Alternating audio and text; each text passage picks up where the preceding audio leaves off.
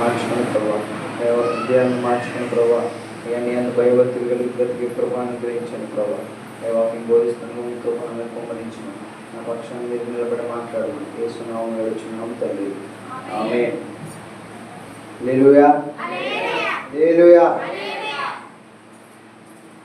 సమయంలో బైబిల్ గ్రంథం జ్ఞానం చేద్దామండి. మొదటిగా 78వ కీర్తన 29వ వచనం తీయండి.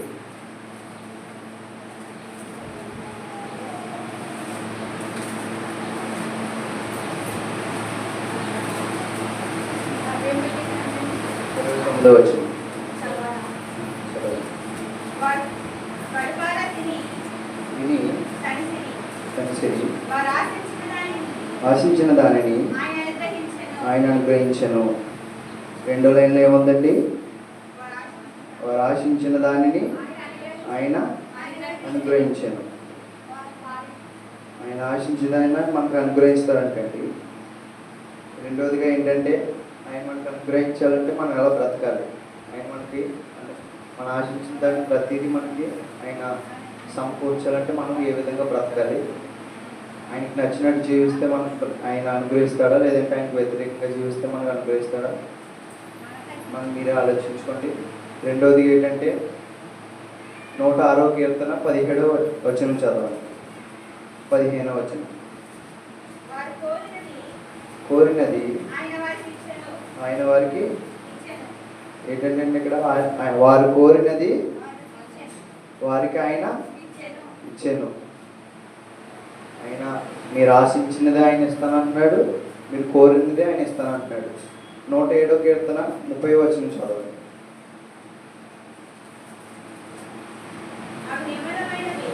నిమ్మలమైనవి సంతోషించిరి, వారు కోరిన రేవునకు ఆయన వారిని నడిపించెను.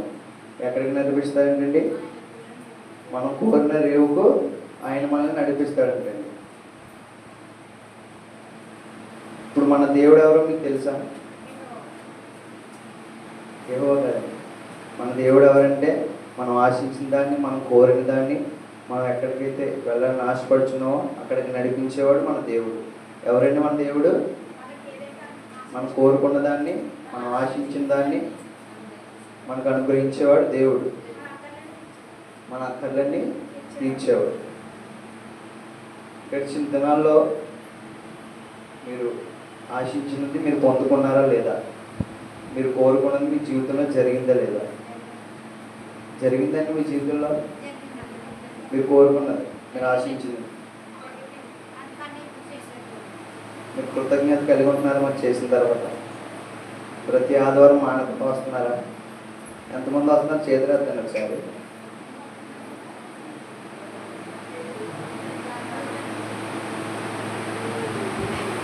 కొంతమంది ఎత్తారు, కొంతమంది ఎత్తలేదు. అంతే కదా, దేవుడు అన్నీ అధికంగా ఇచ్చారని మీరు మాట్లాడుతున్నారు. సన్నిధికి వచ్చి కృతజ్ఞత చెల్లించాలి కదా దేవుడికి. కృతజ్ఞత లేకపోతే మీరు పొందిందంతా వ్యర్థమైపోతుంది కదా. మీరు ఉచితంగా వాడుకున్నట్టు ఉంటుంది అది, దేవుడు కృతజ్ఞత చెప్పకపోతే. గడిచిన దినాలు మీరు ఏది పొందుకోకపోతే ఈ రోజున ఈ మొదటి నెల, ఈ నవంబర్ నెల నుంచి దేవుడు మీతో మాట్లాడుతున్న మాట ఏంటంటే, గడిచిన దినాల్లో కొంతమంది పొందుకుంటారు, కొంతమంది పొందుకోరు. పొందుకున్న వాళ్ళకి మాటలు ఇవి. గడిచిన దినాల్లో నువ్వు ఎందుకు పొందుకోలేకపోయావు? గడిచిన దినాల్లో నువ్వు కోరుకున్న ఆశ నీకు ఎందుకు తీరలేదు? నువ్వు వెళ్ళాలనుకున్న నీ గోల్ ఎందుకు సాధించలేకపోయావు అనేది మనం తెలుసుకుందామండి. ఎందుకంటే యాకోబు పత్రిక 4వ అధ్యాయం 1, 2, 3 వచనాల్లో రాయబడి ఉందండి. యాకోబు పత్రిక 4వ అధ్యాయం 1, 2, 3 వచనాలు చదవండి ఒకసారి. 4వ అధ్యాయం 1, 2, 3 వచనాలు. మీలో యుద్ధములను పోరాటములను దేని నుండి కలుగుచున్నవి? అవయవములలో పోరాడు ఈ భోగేచ్ఛముల నుండియే కదా. మీరు ఆశించి ఉన్నారు కానీ మీ దొరుకుట లేదు. నరహత్య చేయుదురు, మత్సరమెదురు గాని సంపాదించుకొనలేరు. పోట్లాడుదురు, యుద్ధము చేయుదురు గాని దేవుని అడగనందున మీకేమీ దొరకదు. ఇక్కడ ఏంటంటే అండి, మీరు అడుగుచున్నారు కానీ భోగేచ్ఛలతో అడుగుచున్నారు. మీరు నరహత్య చేస్తూ అడుగుచున్నారు అని ఇక్కడ రాయబడడం చూడండి.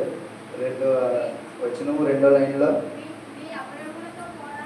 మీ అవయవాలతో పోరాడు, మీ భోగేచ్ఛల నుండియే కదా మీరు ఆశించున్నారు కానీ మీకు దొరకట్లేదు. మనకి ఎందుకు దొరకట్లేదు అంటే,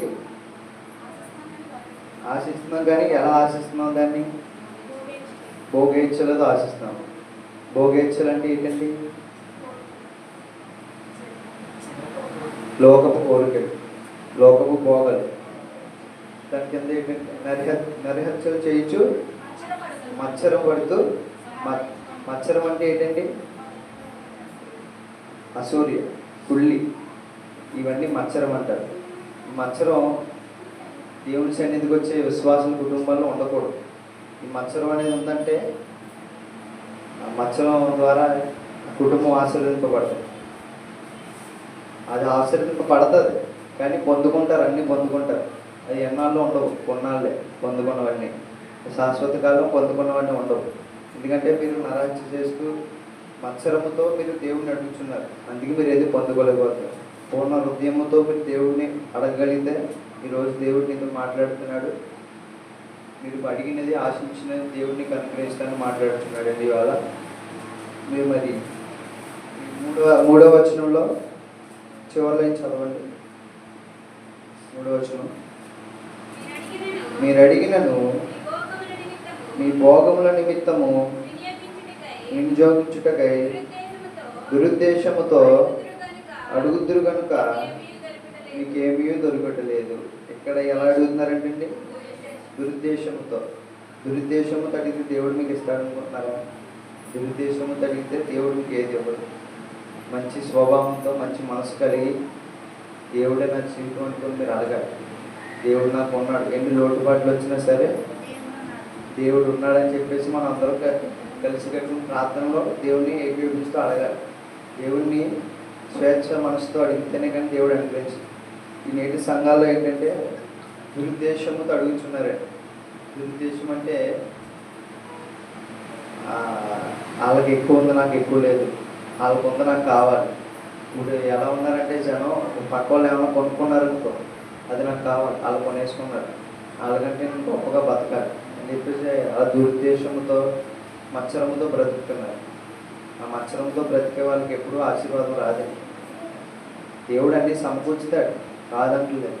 కానీ సమకూర్చిందంతా మీకు నిత్యం ఉండాలంటే దురుద్దేశం మాని మంచి స్వభావంతో దేవుడిని అడగాలి. దేవుడు మాకు ఎలా తప్పులు చేస్తున్నా సరే దేవుడు మాకు అనుగ్రహిస్తున్నాడు కదా, దేవుడు మాకు అన్నీ సమకూర్చున్నాడు కదా అనుకుంటున్నాడు. దేవుడు నేను పరీక్షిస్తున్నాడు. నువ్వు ఇప్పటికైనా మారుతావు. కానీ ఎప్పటికీ నువ్వు మారకపోతే మాత్రం దేవుడు నిన్ను విడిచిపెడతాడు. దేవుడి చేతుల నుంచి విడిచిపోతే ఎలా ఉంటుందో తెలుసండి మీకు? ఇప్పుడు మీ జీవితం ఎలా ఉంది? దేవుడి చేతుల నుంచి విడిచిపోయిన తర్వాత ఎలా ఉంటుందో తెలుసా? చెప్పండి, ఎలా ఉంటుంది? దేవుడు చేయి విడిచిపెడితే, దేవుడిని చేయి విడిచిపెడితే నీ జీవితం ఎలా ఉంటుంది? నీ బ్రతికెందుకో చెప్పుకోవడానికి కూడా సరిపోదు. నీ దేవుడిని చేయి విడిచాడంటే నీ బ్రతికెందుకో చెప్పుకోవడానికి కూడా సరిపోదు. ఎందుకంటే నువ్వు మత్సరముతో ప్రవర్తిస్తున్నావు, స్వబుద్ధితో ప్రవర్తిస్తున్నావు, దురబుద్ధితో ప్రవర్తిస్తున్నావు. ఆ దురబుద్ధి నీలో ఉన్నంతసేపు నీ కుటుంబం ఆశీర్వదింపబడదు. ఆ దురబుద్ధి నీలో ఉన్నంతసేపు నీ బంధువులు కానీ నీ స్నేహితులు కానీ ఎవరు నేను రెస్పెక్ట్ చేయరు. నువ్వు మంచి మనసుతో వాళ్ళతో ప్రేమగా మాట్లాడి, నేను నా కొరకు కదా చెప్తున్నారు ప్రతి మాట. ఇప్పుడు నీ సేవకుడు ఉన్నారు, నీ సేవకులు గద్దించినా నీ మంచికి. నీ సేవకులు ఇప్పుడు గద్దింతారు, సేవకులు గద్దింటే సేవకుడికి ప్రేమ లేదా? సేవకుడికి ఎందుకు ప్రేమ ఉండదండి? ప్రేమ లేకుండానే మీకోసం ఇంత చర్చ కట్టి, ప్రేమ లేకుండా క్రిస్మస్లో భోజనాలు పెట్టి, మీకోసం ప్రార్థన చేసి, మీకోసం అంత ప్రయాసపడుతున్నారు. అది ప్రేమ లేకుండానేనా? ఎప్పుడైనా సరే సేవకుడు ఒక మాట మిమ్మల్ని గద్దించిన, ఒక మాట చెప్పినా సరే ఆ మాటను 10 సార్లు ఆలోచించాను. ఈ మాట నా కోసం ఎందుకు చెప్పాడు, ఈ మాట నా కోసం చెప్పారంటే దాని వెనకాల అర్థం ఉంది. మాటకి రెండు అర్థాలు ఉంటాయి. ఒకటి చెడు అర్థం ఉంటుంది, ఒకటి మంచి ఉంటుంది. అది మంచిగా అర్థం చేసుకున్న కుటుంబం ఆశీర్వదింపబడదు. ఎందుకంటే దేవుని కుమారుడు సేవకుడు అనగా దేవుని సేవకుడు మీతో మాట చెప్పారంటే అది మనం మంచి స్వభావంతో ఆలోచించాలి. చెడు స్వభావంతో ఆలోచించే మీకు ఆశీర్వాదం అనుకుంటారు, అంతే ఆశీర్వాదం కాదు. ఎందుకంటే మీరు దురుద్దేశంతో ఎలా హత్య చేయొచ్చు దేవుణ్ణి మీరు అడుగుతున్నారు. అందుకే మీరు కోరుకున్నది ఏది పొందుకోలేకపోతున్నారు. ఈ నెలలో దేవుడి వాక్యం ఏంటో మీతో మాట్లాడుతున్నాడు. ఏమనగా ఈరోజు నువ్వు వాక్యం విని నీ మనసును మార్చుకోండి. మీ హృదయాన్ని ఒకసారి మీ హృదయం మీద చేతులు వేసుకుని ఆలోచించుకోండి. మీ హృదయంలో అటువంటి బుద్ధి స్వభావం ఏమైనా ఉందేమో ఎప్పుడే మీరు ఆ స్వభావాన్ని విడిచిపెట్టండి. నా దేవుడు మీ జీవితంలో గొప్ప కార్యాలు చేయబోతున్నాడు. అదేవిధంగా ఇంకొక విషయం ఏంటంటే, ఒక దైవజనుడు మాట్లాడుతూనే ఉన్నాను. దైవజనుడికి ఎలాగో ఒక మీటింగ్ వెళ్ళారంట.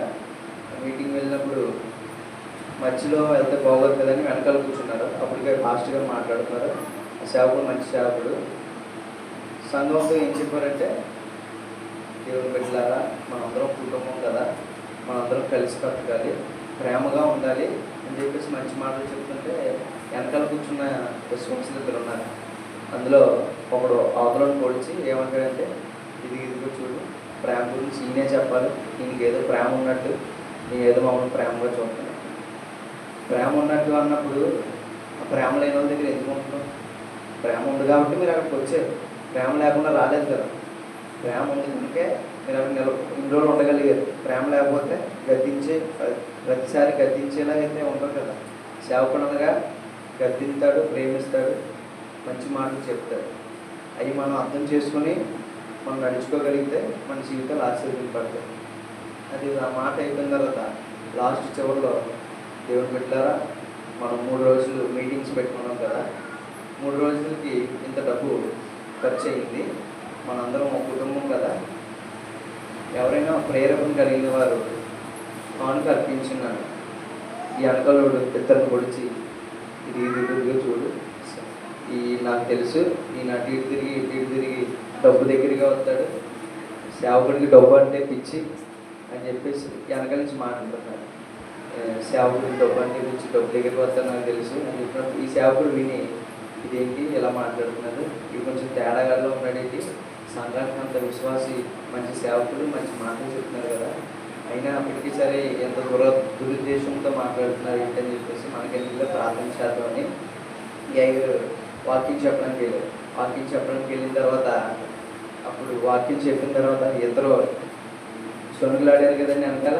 వాళ్ళిద్దరు వాక్యం అయిన తర్వాత అయ్యగారి దగ్గరికి వెళ్ళి, అయ్యగారు ఈ వాక్యం ఉన్న తర్వాత మా కుటుంబాన్ని ఎలా కట్టుకోవాలో నాకు తెలిసిందండి. మా కుటుంబంలో మాకు 2 పిల్లలండి, మా ఇద్దరు పిల్లల్ని ఎలా కట్టుకోవాలని తెలియదండి. ఒక్కరు నా మాట ఏంటండి, నా మాట నన్ను చాలా బాధ పెడతారండి. మీ వాక్యం ద్వారా నా కుటుంబాన్ని ఎలా కట్టుకోవాలని తెలుసుకున్నానండి. అప్పుడు ఆ సేవకుడు మాట్లాడిన గొప్ప మాట ఏంటంటే, 2 పిల్లల్ని నువ్వు పోషించడానికి ఎంత కష్టపడుతున్నావు కదా, నీ సేవకుడు ఆ సంఘం 500 మంది అండి, నీ సేవకుడు 500 సంఘం, 500 సంఘం విశ్వాసుల్ని 500 మంది పిల్లల్ని ఎలా కాపాడుకుంటూ వస్తున్నాడో ఒక్కసారి ఎలా పోషించగలిగామో ఒకసారి నువ్వు ఆలోచించగలిగావా అని అడిగాడు. అయ్యగారు మా మాటలు విన్నారా మీరు వెనకాల కూర్చొని అని అడిగాను. అడిగింది అది నేను విన్నాను కాదు, కూర్చోడా నా దేవుడిని ఏమో ఆ మాటలు విన్నాడు, నీకు ఇది నీ నోటంటే ఈ మాట రాకూడదు, ఎందుకంటే నువ్వు విశ్వాసి ఈ సంఘంలో విశ్వాసం అనగా నీకు అటువంటి బుద్ధి ఉండకూడదు. ఆ దురుద్దేశం ఎప్పుడైతే నీలో ఉందో ఈ దేవుడు గొప్ప కార్యాలు చేస్తాడనిపిస్తుంది, కానీ అవి నీకు నీ హృదయానికి మంచి కాదు, నీ జీవితంలో చాలా పొరపాటు చేస్తున్నావు అని చెప్తే మంచి మాటలు విని ఆ సేవకుడి దగ్గరికి వెళ్ళి కన్నీరు కారుస్తూ ఏడుస్తూ ఒప్పుకున్నాడు. ఈ రోజున ఎలా ఉన్నారంటే సంఘంలో ఇటువంటి బుద్ధితోనే ఉన్నారు. ఇటువంటి బుద్ధి ఉన్నవారు ఎప్పుడూ జీవితంలో బాగుపడలేదు. ఎందుకంటే మన సేవకుడు ఒక మాట అన్నాడంటే అది ఉత్తనే అందరండి. సేవకుడు ఒక ఉద్దేశం, ఒక మాట సేవకుడు బైబిల్లో మాట చూసి మాట్లాడిన తర్వాత 10 సార్లు ఆలోచిస్తారు. ఎందుకంటే ఆ మాట కరెక్టా కాదా, సంఘం ఎలా తీసుకుంటుంది. అది మంచి సంఘం అనుకో మంచిగానే తీసుకుంటుంది, మంచిగా నా సేవకుడే కదా, నా ఆత్మీయ తండ్రే కదా అని చెప్పేసి ప్రతి మాటని నా కోసమే చెప్పారు, నా మంచి కోసమే కదా, ఆయన చర్చికి వెళ్ళడం వల్ల కదా నేను ఈ రోజున ఎలా ఉన్నాను, నా కుటుంబంలో కట్టబడింది అని చెప్పేసి మంచి సంఘం అయితే ఆలోచిస్తారు. ఇలా ఇటువంటి ఈ బైబిల్లో చెప్పినట్టు దురుద్దేశంతో ఆలోచించేవారు కుటుంబాలు ఆశీర్వదించబడేవారు. ఎప్పుడైనా సరే మన సంఘానికి ఆదివారం వచ్చామంటే త్వరగా అయ్యో ఈరోజు నేను వాక్యం విన్నాను కదా, ఈరోజు నాతో దేవుడు ఏం మాట్లాడబోతున్నాడు, ఈరోజు నేను వెళ్ళాలి కంపల్సరీగా, ఎంత పని ఉన్నా సరే ఆపుకొని రావాలి. కొంతమంది ఉంటారు ఫంక్షన్ పెళ్ళిళ్ళు అంటారు ఆదివారం అంటే. ఆ ఫంక్షన్ పెళ్ళికి వెళ్ళి అక్కడికి వెళ్ళి ఏం చేస్తారంటే ఫోటోలు దిగుతారు, భోజనాలు చేస్తారు. కానీ ఇక్కడ దేవుడి మాట, ఈరోజు నీతో దేవుడు ఏం మాట్లాడబోతున్నావు నువ్వు తెలుసుకుంటే ఇంకా తర్వాత నీ జీవితం ఎలా ఉంటుందో తెలిసేది. అలాంటప్పుడు నీకు ఆ ఫంక్షన్ ముఖ్యమా, ఆదివారం నీకు సన్నిధి ముఖ్యమా? ఒకసారి మీలో ఎవరైనా అటువంటి బుద్ధి స్వభావం కలిగి ఉంటే దేవుడు మాట్లాడుతున్నాడు మీతోటి, అటువంటి బుద్ధి మీరు ఈ జీవితంలో నుంచి ధృవీకరించండి. దేవుడు గొప్ప కార్యాలు చేయబోతున్నాడు. మీరు మాటలు వింటున్నారు కనుక శ్రద్ధగా వినండి. ఈ మాటలు మళ్ళీ విడిచిపెట్టద్దండి. ఇంటికి వెళ్ళిన తర్వాత మళ్ళీ లోపంలో తిరిగినట్టు లోపంలో సీరియల్ పిచ్చి ఉంటుంది అనుకో కొంతమందికి. ఈ సీరియల్ చూస్తా ఈ వాక్యం అంటారు బాగానే ఉంటుంది, ఇంటికి వెళ్ళాక 6:30కి సీరియల్ అంటారు. ఆ సీరియల్ చూస్తుంటేనే వాక్యం మర్చిపోతారు. మళ్ళీ వచ్చే ఆదివారం వచ్చి అడిగేసరికి ఏ వాక్యం చెప్పానంటే శ్రద్ధగా విన్న వాళ్ళే కొంతమంది చెప్తారు అయ్యగారి వాక్యం చెప్పారు. మిగతా వాళ్ళందరూ వాళ్ళ వెనకాల కోరస్ పాడినట్టు పాడతారు. అంటే వాళ్ళు స్వబుద్ధితో విన్నారు వాక్యం, శ్రద్ధగా వినలేదు. శ్రద్ధగా విన్నవారైతే అడిగినంటే టక్కున సమాధానం చెప్పాలి. అలా చెప్పలేదంటే నువ్వు వాక్యం సరిగ్గా వినలేదు. ఆదివారం నువ్వు చర్చకు వస్తున్నావు అంటే ఏంటి, దేవుడు నాతో ఏం మాట్లాడుతున్నాడు, నా దైవ సేవకులతో దేవుడు నాతో ఏం మాట్లాడబోతున్నాడు. ఈ సన్నిధికి వెళ్తే దేవుడు నాతో ఏమైనా పని ఉంటుందేమో, సన్నిధిలో ఏమైనా పని ఉంటుందేమో, త్వరగా నేను ఇంకా ఒక అరగంట ముందు వెళ్ళిపోవాలి, చర్చ శుభ్రం చేసుకోవాలేమో, పరకాలు వేయలేము, కుర్చీలు వేయలేము. సన్నిధిని భద్రంగా చూసుకున్న వాడికి చాలా కృప దేవుడు అనుగ్రహిస్తాడు. నేను ఇప్పుడు అక్కడ పరిచర్య చేస్తున్నాను విజయవాడలో. ఆ పరిచర్యలో పొద్దున్న లెక్కనే నేను సన్నిధి అంతా చూసుకుంటాను. ఇక్కడ నుంచి మంగళవారం 2 దాకా ఉంటుంది పెద్దది. అంతమందిలో నేను ఒకరిని చూసుకుంటాను. ఎందుకంటే తీర్మానం తీసుకున్నాను, నా సన్నిధి నేనే చూసుకుంటాను ఏమని చెప్తున్నాను. నాకు ఆ బాధ్యత డ్యూటీ అప్పగించారు. నేను అదే పొద్దున్న లెక్కనే ప్రార్థన చేసుకోవడం, స్థుతులు ప్రార్థన 5:30 లేస్తాను. లేచి ప్రార్థన చేసిన 6:30 నుంచి 8 గంటల వరకు మందిరం తుడిచేసి ఆ పైన చక్కడేసి స్టేజ్ బల్ తుడిచేసి పులిపిట్ తుడిచేసి నీట్గా అయ్యగారు అయిపోయిందని చెప్పిన తర్వాత అప్పుడు అందరం కలిసి ప్రార్థన ఇప్పించిన తర్వాత అప్పుడు పనులు చక్కబెట్టింది. ఎప్పుడైనా మందిరానికి మనం ముందు ప్రాధాన్యత ఇవ్వాలండి. కొంతమంది ఏంటంటే మందిరానికి వస్తారు, వాక్యం వింటారు, ప్రార్థన చెప్తారు. కానీ కొంతమంది ప్రార్థన చేయించుకోవడానికి వస్తారు. పిల్లలను పంపినప్పుడు అయ్యారు మా అమ్మగారు ప్రార్థన చేయించుకోమన్నారండి, మా అమ్మగారు మా ఒకటే విసిగించేస్తుందండి బాబు, మా నాన్న ఒకటే విసిగించేస్తున్నారండి, నేను ప్రార్థన చేయించుకో అయ్యగారితో. అలా విసిగించేస్తున్నారని నోటానికి మాట వచ్చిందంటే నీకు లేదు మందిరానికి రావాలని బుద్ధి. నీకు ఆ బుద్ధి ఉంటే నువ్వు మందిరానికి కరెక్ట్ టైంకి వస్తావు. కరెక్ట్ టైంకి వచ్చి అయ్యో నా దైవ సేవగా ప్రార్థన చేయించుకోవాలి. నేను ఈరోజు డబ్బు విషయంలో బయటకు వెళ్తున్నాను, డబ్బు విషయంలో బయటకు వెళ్తున్నానంటే దేవుడి సేవకులు చేత మనం ప్రార్థన చేయించుకుంటే ఆ కార్యం మనకి సఫలమవుతుంది. మంచి మార్గాన్ని దేవుడు అనుగ్రహిస్తాడని చెప్పేసి మనం దేవుడి సేవకుల దగ్గరికి వచ్చి ప్రార్థన చేయించుకొని వెళ్ళిన ప్రతి ఒక్కరు కుటుంబాలు ఆశీర్వదింపబడ్డాయి. ఎవరైతే దురుద్దేశంతో అసలు ప్రార్థన చేయించుకున్నాంలే, ఆ మొత్తం కార్యం అంతా అయిపోయిందో ప్రార్థన చేయించుకున్నాం అనుకుంటాం. ఆ కార్యానికి వెళ్ళేసరికి మధ్యలో ఆపద వస్తుంది. ఆపద ఎవరు ఆపుతారండి? ఆపద ఇప్పుడు చాలా యాక్సిడెంట్లు జరుగుతున్నాయి. ఎందుకు జరుగుతున్నాయి? ఆ దేవుడి మీద భక్తి లేదు, నిర్లక్ష్యంగా ఉన్నారు కనుక అలా జరుగుతున్నాయి. మీరు అటువంటి స్వభావంతో ఉన్నారో ఒకసారి ఆలోచించుకోండి. మీరు ఎవరైనా ఇంకా నిరాశతో ఉండి వాక్యం వినకుండా మీకు చర్చిలో పోతున్నాను నేను వాక్యం వినలేకపోతానంటే నీ జీవితంలో ప్రార్థనా శక్తి లేదు. ప్రార్థనా శక్తి ఉన్నట్టే నువ్వు వాక్యం వినగానే ఈరోజు నా కోసం మాట్లాడేది అవునా, నేను కూడా ఎలా ప్రవర్తిస్తుందేమో, నాలో కూడా ఇటువంటి గుర్తుండేమో, నేను కూడా ఆన్లైన్లో చూసి వాళ్ళు కొనేసుకున్నారు నాకు లేదు, వాళ్ళు ఏసీ కొనుక్కున్నారు నాకు ఏసీ కావాలి, ఇటువంటి బుద్ధితో ఉన్నారో ఒకసారి ఆలోచించుకోండి. ఆ బుద్ధిని మీరు విడిచిపెడితే దేవుడు మీ జీవితాల్లో గొప్ప కార్యాలు చెప్తామని చూస్తున్నారు. మీరు అవకాశం ఇవ్వండి, దేవుడికి మీరు అవకాశం ఇస్తాను. కానీ ఈ అనుమతి లేకుండా దేవుడు మీ జీవితంలోకి రాడండి. ఎందుకంటే ప్రార్థన చేసుకుని దేవా నా జీవితంలో గొప్ప కార్యం చెయ్యంటేనే చేస్తాడు. ఎందుకంటే ప్రభు నా జీవితంలో చెయ్యంటే చెయ్యదు. ఎందుకంటే నువ్వు ప్రార్థన శక్తి లేదు నీలో.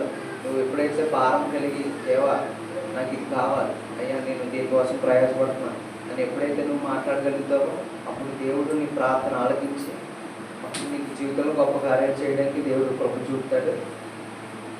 మీరు అందరూ ప్రార్థన శక్తి కలిగి ఉండండి.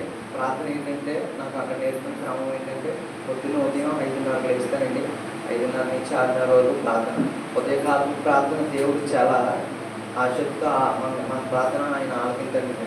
ఎందుకంటే ఉదయకాలంలో ఆయన లేచి ఆయన ఉదయకాలంలో మన ప్రార్థన ఆలకించి నా కొరకు నన్ను ఎవరు జ్ఞాపకం చేసుకుంటున్నారో, నన్ను ఎవరైతే తలుచుకుని ప్రార్థన చేస్తున్నారో వాళ్ళ కష్టాలు ఏంటో, మన కష్టాలనే ఆయన పట్టించుకోవడానికి ఆయన ఉదయకాలంలో ప్రార్థన చేయమని చెప్పాడు. వేకువజామున లేచి ప్రార్థన చేయండి అని చెప్పేసి అన్నాడు. బైబిల్లో రాసిబడి ఉంది. అది కూడా మీరు ఒకటి చదువుకోండి. ఉదయకాలంలో ప్రార్థన ఎంతమంది చేస్తున్నారండి కుటుంబాలు? ఇక్కడ ఉన్న కుటుంబాల్లో ఉదయకాలం ప్రార్థన ఎవరు లేరా? ఉదయకాలం ప్రార్థన తప్పనిసరిగా ప్రతిరోజు ఇంకా మీరు ప్రార్థనా శక్తిని పెంచుకోండి. ఎందుకంటే ఉదయకాలం ప్రార్థన చేయగా ప్రార్థనా శక్తి చాలా దేవుడు కృప మన మీద చాలా కుమ్మరించబడుతుంది. ఉదయకాలం మంచు కురుస్తూ చూస్తారా? ఆ మంచు ద్వారా దేవుడి కృప మన మీద కుమ్మరించబడుతుంది. మీరు కూడా ఎవరైతే ప్రార్థన ఉదయకాలంలో చేస్తలేదో వారు కూడా ఈ వాక్యం ఉన్న తర్వాత మీరు రేపు నుంచి మీరు మొదలు పెట్టండి. మీ జీవితాలు గొప్ప కార్యాలు జరిగిపోతాయి. ప్రతి మాట మీరు నిర్లక్ష్యంగా ఉన్నారంటే మీ జీవితంలో గొప్ప కార్యాలు జరగవండి. ప్రతి మాట ఏంటంటే నాకు ఒకటి చెప్తున్నారు కదా, అయ్యో నేను ప్రార్థన జీవితం కలిగలేదు కదా.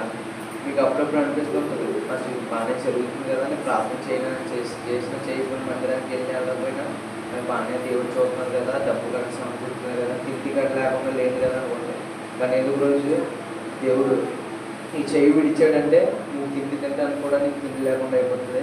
మీరు ఒకసారి జ్ఞాపకం చేసుకొని మీరు ప్రతి ఒక్కరు ప్రార్థనా శక్తితో నింపబడండి. ఈ రోజు ఉన్న వాక్యం ఎందుకు దొరకలేదంటే దురుద్దేశంతో అలా ఆలోచించారు కనుక, ప్రవర్తించారు కనుక. ఈ సంఘాల్లో చెప్పిన కదండి, సేవకుడికి ప్రేమ లేదని చెప్పేసి అంటే వీళ్ళందరూ ఏంటంటే బైబిల్ గ్రంథం రాసింది కోరాబు బ్యాచ్ అని, ఇది ఒక బ్యాచ్ అని. అలా ఏంటంటే వాళ్ళే గొప్ప అయిపోతున్నారు. వాళ్ళు గొప్ప అవ్వకూడదు. వాళ్ళు అనుభూతి నేను గొప్పగా బ్రతకాను వాళ్ళకేంటి వాళ్ళు అలాగే చెప్తారు. ఈ స్వభావంతో కోరాబు బ్యాచ్ అనే వాళ్ళు అందరూ బైబిల్ గ్రంథంలో ప్రవర్తించారు. వాళ్ళకి దేవుడు మంచి తీర్పు ఇచ్చాడు. మీరు అటువంటి తీర్పులో మీరు వెళ్ళకూడదండి. అందుకని మీరు ప్రార్థన చేసుకొని, దేవా ఈరోజు నేను ఎటువంటి జీవితం కలిగి ఉన్నాను ఒకసారి నాకు జ్ఞాపకం చేయ ప్రభా. అయ్యా నాలో కూడా అటువంటి స్వభావం ఉందేమో ఒకసారి నాలోంచి తీసివేయ తండ్రి. అటువంటి స్వభావం నాకు ఉండకూడదు ప్రభా. ఈరోజు వాక్యం విన్నాను ప్రభా. ఈరోజు వాక్యం విన్నాను కనుక నేను వచ్చే ఆదివారం నుంచి ప్రభా మందిరంలో ప్రభా నేను ప్రభు ముందుగా వచ్చి మందిరాన్ని చక్కబెట్టుకుంటాను, నేను పరిచయలో వాడబడతానని చెప్పి నేను తీర్మానం తీసుకోకపోతే దేవుడు మిమ్మల్ని ఆశీర్వదించండి. ఎందుకంటే మందిరంలో ఉండే కృప చాలా ఎక్కువ. ఎందుకంటే మీరు బైబిల్ టైం చేయలేదు కాబట్టి తెలియదు. ఎందుకంటే 2 నెలలు చేసింది కాబట్టి ప్రతి దాని విలువ నాకు తెలుసు. ఒకప్పుడు నాకు కూడా విలువ తెలియదు. ఎప్పుడైతే నేను బైబిల్ గురించి తెలుసుకున్నానో, చదవడం మొదలుపెట్టాను, అప్పుడు నాకు మందిరంని చక్కబెట్టుకుంటే అందులో ఏం కృప. కుర్చీలు ఉన్నాయి, కుర్చీలు చదవడంలో కూడా దేవుడు కృప చూపుతాడు. తెలిసండి మీకు ఆ విషయం. కుర్చీలు చదివిన ఆ పట్టా తీసిన, మందిరం తుడిసిన, ఫ్యాన్ కట్టిన, ఫ్యాన్ చిచ్చి కట్టినా సరే దేవుడు నిన్ను ఒకసారి జ్ఞాపకం చేసుకొని నీ మీద కృప చూపుతాడు. ఎందుకంటే నా మందిరాన్ని నేను చూసుకోవాలంటే మీరు ఆశతో ఉండాలి. ఆశతో మీరు లేకుండా పరిచర్య చేసినా సరే నాకు వ్యర్థమైపోతుంది. ఎందుకంటే నేను కృపను పొందుకోవాలి. దేవుడి దగ్గర నుంచి నాకు కృప కావాలని మీరు వచ్చి పరిచర్య చేస్తేనే కానీ మీకు ఆ కృప అనుభవించబడాలి. ఎందుకంటే కొంతమంది అంతా వస్తారు, పని చేస్తారు, ఎంత కష్టపడతారు, ఆ కష్టానికి ఫలితం ఉండదు. ఇంటికి వెళ్ళి ఏడుస్తారు. అది కాదు, ఫలితం ఉండాలంటే మీరు ఆసక్తిగా రావాలి. దేవుడి దగ్గర నుంచి ఈ రోజు పొందుకోవాలి. నేను మందిరానికి వచ్చానంటే ఉత్తిని తిరిగి వెళ్ళకూడదు, మాటలు విని వెళ్ళకూడదు. ఆ మాటల అనుసారం నడుచుకొని, దేవుడు బైబిల్లో రాసిన మాటలు కదా, ఆ మాటల అనుసారం నేను నడుచుకొని భయభక్తులు కలిగి నేను ఉండాలని తీర్మానంతో మీరు వెళ్తానే కానీ మీకు ఈ వాక్యాలు కదా అర్థం అవ్వండి. మీకు ఎప్పుడైనా వాక్యం అర్థం అవ్వాలంటే అందులో జరుగుతున్న క్రియ ఏంటి, దేవుడు ఈరోజు నాతో మాట్లాడాలి లేదా అని చెప్పేసి మనం ఆలోచించి అప్పుడు మనం తీర్మానం తీసుకోవాలండి. మీరు ప్రతి మాటను మీరు జ్ఞాపకం చేసుకుని తీర్మానం తీసుకోండి. ఎందుకంటే ఈరోజు చాలా అమూల్యమైన మాటలు ఇవి. ఈ మా అయ్యగారు చెప్పారు నాకు ఈ మాటలు, అవి నేను ప్రిపేర్ అయ్యి వచ్చాను. ఎందుకంటే నాకు వాక్యం ఎలా ప్రిపేర్ చేసి తెలియదు. పొద్దున్న డాడీ అడిగితే డాడీ కూడా చెప్పాడు. అందుకని చాలా ముఖ్యమైన మాటలు నాకైతే ఇంకా చాలా లోతుల్లో అర్థమవుతున్నాయి. మీకు అర్థమైంది లేదు నాకు తెలియదు. కానీ ఈరోజు మీరు ఎటువంటి స్వభావం ఉన్నారేమో ఒకసారి మీరు జ్ఞాపకం చేసుకొని అటువంటి స్వభావం ఆలోచన తీసివేయండి. దేవుడిని ప్రార్థన చేసుకోండి. ఈరోజు మీలో అటువంటి స్వభావం ఉంటే నా దేవుడు తొలగించును గాక. ఆమేన్. హల్లెలూయా. హల్లెలూయా. హల్లెలూయా చెప్పినప్పుడు 2 చేతులు ఎత్తారండి మీరు? ఎత్తండి ఒకసారి 2 చేతులు ఎత్తే దానికి అర్థం తెలుసా మీకు? ఆ 2 చేతులు ఎత్తడంలో బాడీ ఎక్సర్సైజ్ అవుతుంది. ఆ బాడీ ఎక్సర్సైజ్ అవుతే మనకి ఈ గుడి దగ్గర నొప్పులు గట్రా రావు. గుడికి కూడా చాలా హెల్త్ అంటే నాకు తెలియదు, సెమినార్లు చెప్పారు. 2 చేతులు ఎత్తకపోతే బయటికి పంపించేవారు, వాక్యం పంపించేవారు కదా. కానీ సగం కనుక అలా పంపకుండా ఇప్పుడు విన్నారు కనుక వచ్చే ఆధారం నుంచి 2 చేతులు ఎత్తంటే నేను ఎక్కడ ఉన్నాం మిమ్మల్ని చూడన్నాం, డాడీకి ఫోన్ చేసి అడుగుతాను, 2 చేతులు ఎత్తారా లేదని అడుగుతాను. హల్లెలూయా, హల్లెలూయా. సాయిబాబాలో కదండి ఇలా పైకి ఎత్తాలండి.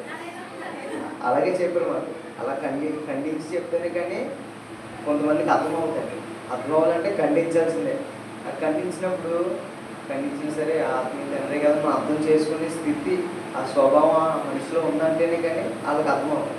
ఎందుకంటే నేను ఆ స్వభావం కలిగి ఉన్నాను కాబట్టి ఆ పాత్రలు నన్ను గర్తించినా సరే నేను అన్నీ అనుసరించాను కాబట్టి ఈ రోజు నన్ను వాక్యం చెప్పే ప్రభుత్వం నాకు దేవుడు ఇచ్చాడు.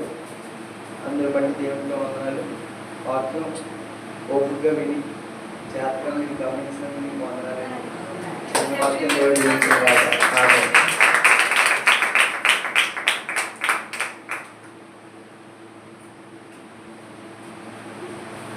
దేవుడు స్తోత్రం చెప్దాం. హల్లెలూయా. ఆశించినది దేవుడు అనుగ్రహిస్తాడు. ఏంటి చెప్పండి, గట్టిగా చెప్పండి. చెప్పండి హల్లెలూయా అంటే ఎలా సాయిబాబా గారు వస్తుంది. స్తోత్రం. మళ్ళీ చూద్దాం వచ్చిన 78వ కీర్తన 78వ కీర్తన వచ్చును ఓకే. వారు కడుపారా తిని తనిసిరి వారు ఆశించిన దానిని స్తోత్రం చెప్పండి. చెప్పారు చెప్పండి. హల్లెలూయా, హల్లెలూయా. కొత్త రోజు ఇక్కడ బాబు ఆనందంగా ఉంటుంది. ఆశించినది ఆయన తాగుబోతాడు. ఆశించాడు అనుకోండి, ఏం ఆశిస్తాడు తాగుబోతాడు? ప్రార్థన దొరుకుద్దా? కళ్ళు తాగేవాడు ఉంటాడు, ప్రభువా ఉదయాన్నే లేచి. ఇప్పుడు ఒక అతనుట ఉదయాన్నే లేచి ప్రార్థన చేసుకున్నాడు, తెల్లవారుజాము నీకు మొదలు పెడితే నీ ఆశ తీరుస్తావంట కదా అని అన్నాడు. ఇప్పుడు బయట చెప్పారు కదా, తెల్లవారుజాము ప్రార్థన చేస్తే ఆశ తీరుస్తాడు. తెల్లవారుజాము ప్రార్థన మన ఆశ అంతా తీరిపోతున్నాడు బైబిల్లో. ఇదే 119 కింద 147 వచ్చింది చూడండి. 119 147. తెల్లవారక మునిపే. ఎప్పుడండి? అందరూ ఒకసారి చూడండి. తెల్లవారు అంటే ఎప్పుడు? తెల్లవారు 7 గంటలకి 8 గంటలకా? తెల్లవారుతానండి. ఇప్పుడు పూర్వం వెలుగు వచ్చేసిందా తెలియవారు. వెలుగు రాకముందు ఉండేది అప్పుడు 4 గంటలకి 5 గంటలు లేచి కర్ర ఉంటుంది కదా, తక్కువ పట్టుకుని వెళ్ళేవారు. ఎందుకు తెలుసా?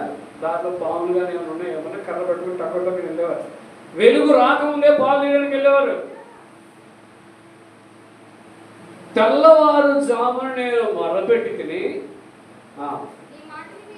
నీ మాట మీద నేను ఆశ పెట్టుకున్నాను. ఒక ఆయన ఇది చదివేశాడు వాక్యం. తెల్లవారక ముందే కళ్ళు గురించి ప్రార్థన చేస్తే దేవుడు ఏమిస్తాడు? ఇస్తాడా? ఆశించినది అంటే ఆత్మీయంగా నువ్వు ఏది అడిగితే అది దేవుడు అనుగ్రహిస్తాడు. ఆత్మీయత నీ ఆశను బట్టి ఆశించినది అన్నాడు. దైవజనుడు ఆ వాక్యం నేనే ఉన్నాను. మొన్న మేము వచ్చినాం ఎక్కడికి, ఎడదో కానురాడు అని వాక్యం చెప్పాలని వెళ్ళినప్పుడు నాకు చూపించారు. నేను వాళ్ళ వాక్యం రాసుకున్నాను. ఆశించినదంటే దేవుడు మనకు ఆత్మీయంగా ఆశలు ఉంటాయి. ఇందా చెప్పాడు, మీ భోగముల నిమిత్తం మీరు అడిగి ఉన్నారు కాబట్టి మీకు ఏమీయో. ఇప్పుడు నూతన ఇంట్లో ఎల్ఈడి టీవీ ఉందనుకోండి, ఏ టీవీ నూతన ఇంట్లో ఒక మన రాజాల ఇంట్లో లేదు అంటే దేవుడు ఏం అడగాలి? అంతేనా? అడగడరు, ప్రభువా నూతన ఇంట్లో టీవీ ఉంది ప్రభు, దానికంటే పెద్దది కావాలి ప్రభువా. ఇదేంటిది? నేను పక్కోడు ఉంది నీకు కావాలంటే నీ ఆశ కాదు అది. నీ ఆశ అండి ఏమండి? వాళ్ళు కొనుక్కున్నారు కాబట్టి నీకు కావాలి, అంతేనా? కొన్నిసార్లు ప్రార్థన కూడా చేస్తాం, ఏమని? ప్రభు వాళ్ళకి ఇచ్చావు ప్రభు, నాకు ఎందుకు ఇవ్వవుతుంది? వాళ్ళకి ఇచ్చావు ప్రభు, నాకు ఎందుకు ఇవ్వవు?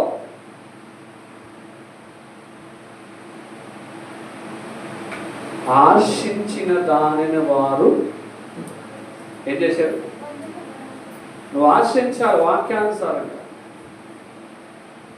మన ఒక ఆయన విషయంలో చెప్తున్నాడు,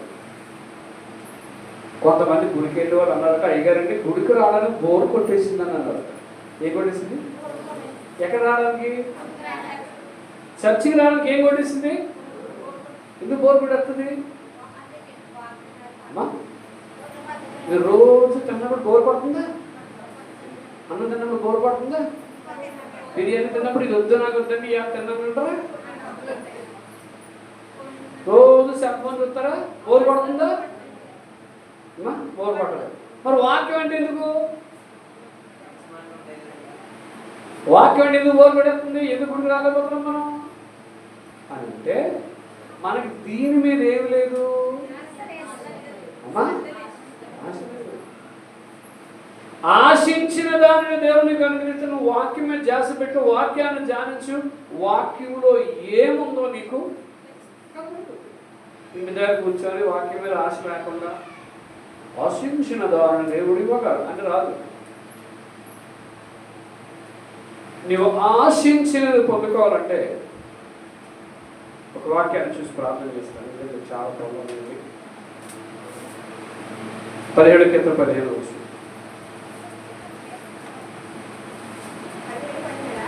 17వ కీర్తన 15 వచ్చు. నేనైతే నీతి గలవాడనై,